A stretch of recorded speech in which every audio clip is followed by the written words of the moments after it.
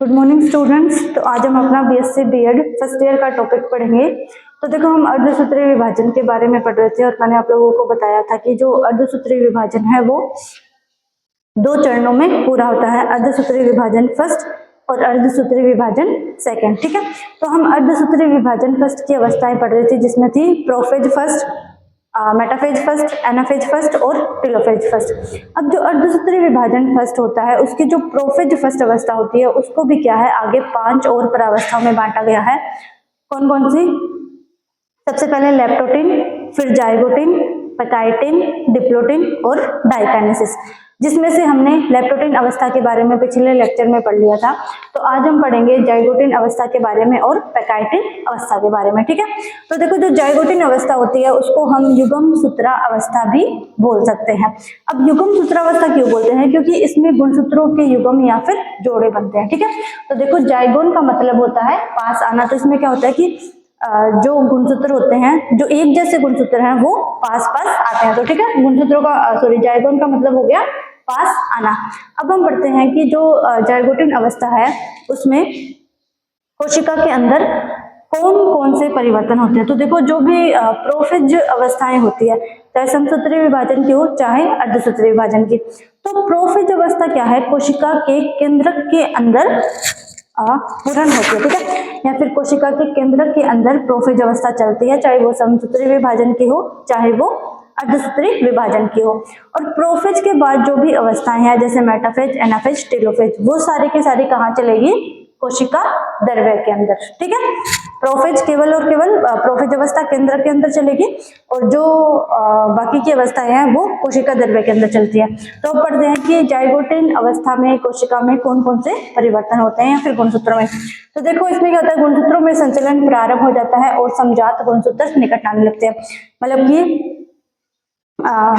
Leptotene में हमने क्या पढ़ा था कि जो गुणसूत्र हैं वो लंबे लंबे धागे के समान क्रोमेटिन जाल से क्या है, वो गुणसूत्रों के अंदर रूपांतरित हो जाते हैं। ठीक है, और जाइगोटिन अवस्था में क्या होगा कि यही गुणसूत्र क्या है, इनमें संचलन प्रारंभ हो जाता है। मतलब कि ये एक दूसरे की तरफ गति करना प्रारंभ कर देते हैं। और जो समजात गुणसूत्र है, मतलब कि जो एक जैसे गुणसूत्र होते हैं। अब देखो, हमें पता है कि जो मनुष्य है उसमें क्या है, 46 या फिर 23 जोड़ी गुणसूत्र पाए जाते हैं। ठीक है, अब इनको जोड़ी में क्यों बोलते हैं? क्योंकि दो दो गुणसूत्र क्या होते हैं कि एक समान होते हैं, इसलिए वो जोड़ी बना के रहते हैं। ठीक है, या फिर जोड़े में रहते हैं।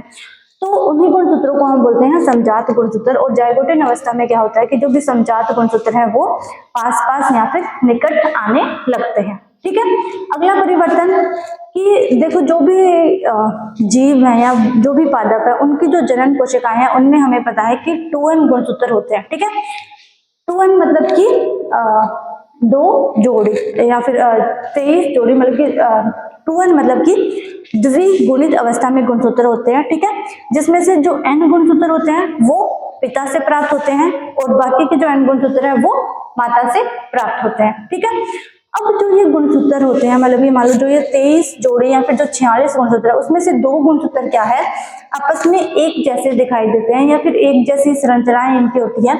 इसी कारण वो जो 2 गुणसूत्र जो कि एक जैसे दिखाई देते हैं या फिर एक जैसी उनकी संरचना होती है, उनको हम बोलेंगे समजात गुणसूत्र। ठीक है, और जो ये समजात गुणसूत्र आपस में मिलकर, ठीक है, जब 2 समजात गुणसूत्र आपस में आ जाएंगे तो वो क्या है कि एक जो संरचना का निर्माण करेंगे, या फिर जो 2 गुणसूत्र पास पास पाए जाएंगे, उन दोनों गुणसूत्रों को हम बोलेंगे, इस जो समजात गुणसूत्रों का युग्म बनेगा या जो समजात गुणसूत्रों का जोड़ा बनेगा, उस युग्म को हम बोलते हैं द्विक। ठीक है, और जो प्रत्येक द्विक है या फिर मतलब मान लो जो प्रत्येक समजात गुणसूत्र है उसमें क्या है, इस प्रकार की संरचना पाई जाती है, बीच में गुणसूत्र बिंदु और 2 उसकी भुजाएं पाई जाती है। तो इन भुजाओं को हम बोलेंगे क्रोमेटिड्स। ठीक है, अगर ये भुजाएं एक ही गुणसूत्र की होती है, ठीक, ये देखो इस प्रकार, और एक मतलब मान लो ये वाला गुणसूत्र। ठीक है, तो इस गुणसूत्र की जो ये वाली भुजा है और जो ये वाली भुजा है, इन दोनों को हम बोलेंगे सिस्टर क्रोमेटिड्स या फिर साथी क्रोमेटिड। क्यों? क्योंकि ये क्या है, एक ही गुणसूत्र की 2 भुजाएं हैं। ठीक है, ये दोनों मतलब मान लो कि ये दोनों हो गए एक दूसरे के समजात गुणसूत्र, मतलब कि इनकी जो आकृति है जो आकार है वो क्या है, आपस में समान होगा। ठीक है, अब जो ये पूरा का पूरा इन दोनों गुणसूत्रों का युग्म बना है, इस युग्म को हम बोलेंगे द्विक। ठीक है, और इस द्विक में इस द्विक का जो प्रत्येक गुणसूत्र है उसकी क्या है, 4 भुजाएं पाई जाती है। तो उन 4 भुजाओं को हम क्या बोलेंगे, टेट्राड। ठीक है, या फिर इनको चतुष्टय भी बोल सकते हैं, चतुष्टय, टेट्राड। ठीक है, अब देखो कि एक गुणसूत्र की जो 2 पास की भुजाएं है उसको हम बोलेंगे सिस्टर क्रोमेटिड, या फिर इसको हम बोल सकते हैं साथी क्रोमेटिड। ठीक है, क्रोमेटिड। अब जो अलग अलग गुणसूत्र की भुजाएं हैं, मतलब एक ये वाली भुजा और एक इस वाले गुणसूत्र की भुजा, तो इन दोनों भुजाओं को हम बोलेंगे नॉन सिस्टर क्रोमेटिड। ठीक है, क्योंकि ये अलग अलग गुणसूत्र की भुजाएं हैं, इसीलिए इनको बोला जाता है नॉन सिस्टर क्रोमेटिड। ठीक है, ये आपको क्लियर हो गया। एक जैसे गुणसूत्र क्या कहलाएंगे, समजात गुणसूत्र, और ये समजात गुणसूत्र आपस में मिलकर जो युग्म बनाएंगे उसको हम बोलेंगे द्विक। ठीक है, अब की जो प्रत्येक गुणसूत्र होगा उसमें 4 भुजाएं पाई जाएगी, तो उसकी प्रत्येक जो 4 भुजाएं पाई जाएगी उन चारों भुजाओं को हम बोलेंगे चतुष्टय। ठीक है, और एक ही गुणसूत्र की जो 2 पास की भुजाएं होंगी उसको बोलेंगे सिस्टर क्रोमेटिड, और जो अलग अलग गुणसूत्रों की पास की भुजाएं होंगी उनको हम बोलेंगे नॉन सिस्टर क्रोमेटिड। ठीक है, ये हो गया। उसके बाद कि जब समजात गुणसूत्र आपस में या फिर पास आकर जो जोड़े बनाते हैं, तो वो जोड़े बनाने की जो क्रिया है उसको हम बोलते हैं सिनेप्सिस। ठीक है, क्या बोलेंगे, सिनेप्सिस। और इस सिनेप्सिस प्रक्रिया के दौरान जो जोड़े बने या फिर जो जटिल बना उसको हम बोलते हैं सिनेप्सिस जटिल या फिर सिनेप्सिस कॉम्प्लेक्स। ठीक है, ये सब बोलते हैं। और उसके बाद में जो जाइगोटिन अवस्था है उसमें क्या है कि गुणसूत्र, जब समजात गुणसूत्र पास आते हैं तो वो क्या है, छोटे और मोटे दिखाई देने लगते हैं। तो देखो इसका डायग्राम बनाते हैं। ये हो गई कोशिका, ये केंद्रक। ठीक है, ये केंद्रिका हो गई, और ये हो गए समजात गुणसूत्र के पास के जोड़े। ठीक है, तो जाइगोटिन अवस्था में है क्या है कि पूर्ण रूप से एक गुणसूत्र की जो 4 भुजाएं होती है वो स्पष्ट रूप से दिखाई नहीं देती है, क्योंकि ये क्या है कि आपस में बहुत ही ज्यादा संकुचित रूप में रहते हैं। इसी कारण जब जाइगोटिन अवस्था में देखते हैं तो केवल और केवल क्या है, गुणसूत्र की 2 भुजाएं ही दिखाई देती है। ठीक है, तो ये दोनों हो गए समजात गुणसूत्र, ये वाले और ये वाले। ठीक है, अब 46 गुणसूत्र होते हैं तो उसमें से 23 जोड़े बनते हैं, जिसमें से 23 प्रकार के समजात गुणसूत्र पाए जाते हैं। ठीक है, ये हो गई आपकी जाइगोटिन अवस्था। अब जाइगोटिन के बाद में आती है स्थूल सूत्रावस्था, या फिर उसको हम बोल सकते हैं पैकाइटिन अवस्था। ठीक है, अब देखो पैकाइटिन अवस्था में क्या परिवर्तन होगा। सबसे पहले गुणसूत्रों की संख्या पूर्व की अपेक्षा अधिक दिखाई देती है, हो नहीं जाती है। तो देखो जो जाइगोटिन में हमने पढ़ा कि जो गुणसूत्र वो क्या है, छोटे और मोटे दिखाई देने लगते हैं। ठीक है, क्योंकि ये क्या है, बहुत ज्यादा संकुचित प्रकार के होते हैं, इसीलिए इनकी जो चारों की चारों भुजाएं वो दिखाई नहीं दे पाती है, केवल 2 भुजाएं दिखाई दे पाती है। और केवल वो 2 भुजाएं दिखाई देने के कारण क्या है कि जब हम पैकाइटिन अवस्था में गुणसूत्रों को देखते हैं तो हमें एक बार देखने पर ऐसा लगता है कि जो गुणसूत्रों की संख्या है वो क्या है, आधी हो गई है, लेकिन वो असल में होती नहीं है। वो केवल और केवल क्या है, हमें गुणसूत्रों की संरचना के कारण गुणसूत्रों की संख्या हमें आधी दिखाई देती है। ठीक है, ये होता है पैकाइटिन अवस्था में।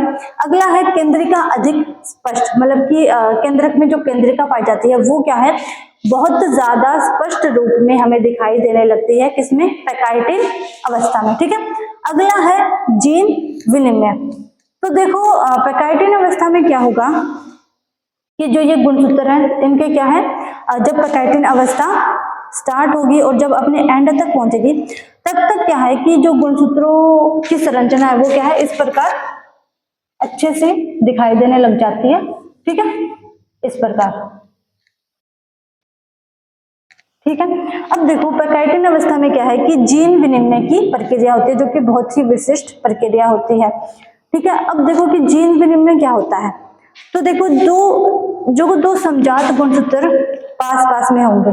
ठीक है, तो इन समजात गुणसूत्रों की जो ये नॉन सिस्टर क्रोमेटिड्स होगी, इनमें क्या है, बहुत ज्यादा संकुचन या फिर बहुत ज्यादा खिंचाव उत्पन्न हो जाता है।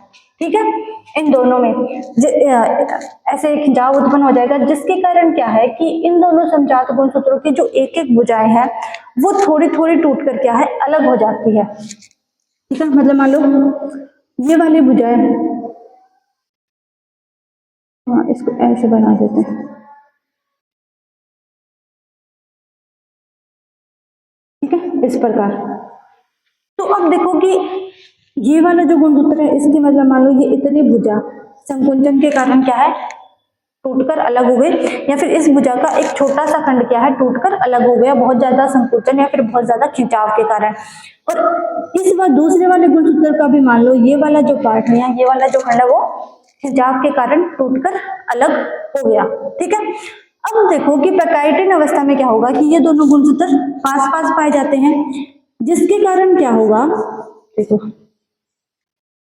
अब खिंचाव उत्पन्न हुआ तो क्या हुआ कि दोनों जो सिस्टर क्रोमेटिड्स की भुजाएं हैं, वो दोनों सिस्टर क्रोमेटिड्स की भुजाओं के कुछ खंड क्या है, टूट गए। ठीक है, अब टूटने के बाद जब वो खिंचाव कम होगा तो ये खंड क्या है, पुनः जुड़ जाते हैं, लेकिन उसी गुणसूत्र से वही खंड नहीं जुड़ता। देखो इस वाले गुणसूत्र का ये जो खंड है वो इस वाले गुणसूत्र के साथ जुड़ जाता है, और इस वाले गुणसूत्र का खंड इस वाले गुणसूत्र के साथ जुड़ जाता है। तो देखो ये इस प्रकार बना दिया हमने। अब इस वाले गुणसूत्र का ये जो पार्ट अलग हुआ था वो इसके साथ जुड़ गया, और इसका जो ये पार्ट अलग हुआ था वो इस वाले गुणसूत्र के साथ आके जुड़ गया। ठीक है, जिसके कारण क्या हुआ कि इस गुणसूत्र पर जो जीन्स पाए गए थे उनका जो क्रम है वो अलग अलग हो गया, या फिर वो क्रम क्या है, परिवर्तित हो गया, क्योंकि इस वाले गुणसूत्र के जीन्स इस वाले गुणसूत्र पे आ गए, और इस वाले गुणसूत्र के जीन्स क्या है, इस वाले गुणसूत्र पे आ गए, जिसके कारण इन दोनों गुणसूत्रों पर जो जीन उपस्थित है उनका क्रम क्या है, परिवर्तित हो गया। और यही क्रम परिवर्तन के कारण क्या है कि जनन कोशिकाओं में अर्धसूत्रीय विभाजन पाया जाता है, या फिर जो जनन कोशिकाओं से जो नई संततियां बनेगी या फिर जो नई जीव बनेंगे उनमें क्या है, कुछ लक्षणों में भिन्नता पाई जाती है। ठीक है, तो जाइगोटिन अवस्था की जाइगोटिन अवस्था का विशेष लक्षण क्या हो गया, इसमें क्या है, समजात गुणसूत्रों के जोड़े बनते हैं, और जो जोड़े बनने की क्रिया वो क्या होती है, सिनेप्सिस, या फिर इससे जो जटिल बनेगा उसको बोलेंगे सिनेप्सिस जटिल। ठीक है, तो बहुत बार एग्जाम में ये क्वेश्चन आता है कि सिनेप्सिस किस अवस्था में बनता है, या फिर सिनेप्सिस जटिल जो है या फिर सिनेप्सिस कॉम्प्लेक्स वो किस अवस्था में बनता है, तो वो किसमें बनेगा, जाइगोटिन अवस्था में। ठीक है, और ये भी क्वेश्चन आता है कि जीन विनिमय या फिर क्रॉसिंग ओवर कौन सी, या फिर अर्धसूत्रीय विभाजन की कौन सी अवस्था में होता है, तो प्रोफेज की पैकाइटिन अवस्था में, या फिर स्थूल सूत्रावस्था में क्या होता है, जीन विनिमय। ठीक है, या फिर क्रॉसिंग ओवर। और जीन विनिमय किसको बोलेंगे कि जो दो नॉन सिस्टर क्रोमेटिड्स है उनके कुछ खंड टूटकर अलग हो जाते हैं, और एक दूसरे के साथ मतलब उसी गुणसूत्र से दोबारा ना जुड़कर क्या है, उसका जो पास वाला या फिर उसका जो समजात गुणसूत्र होता है उसके साथ वो खंड जुड़ जाते हैं, जिसके कारण उन दोनों गुणसूत्रों पर जो जीन्स पाए जाएंगे उन दोनों जीन्स के क्रमों में क्या है, परिवर्तन हो जाता है, और उसी के कारण जो नए जीव बनते हैं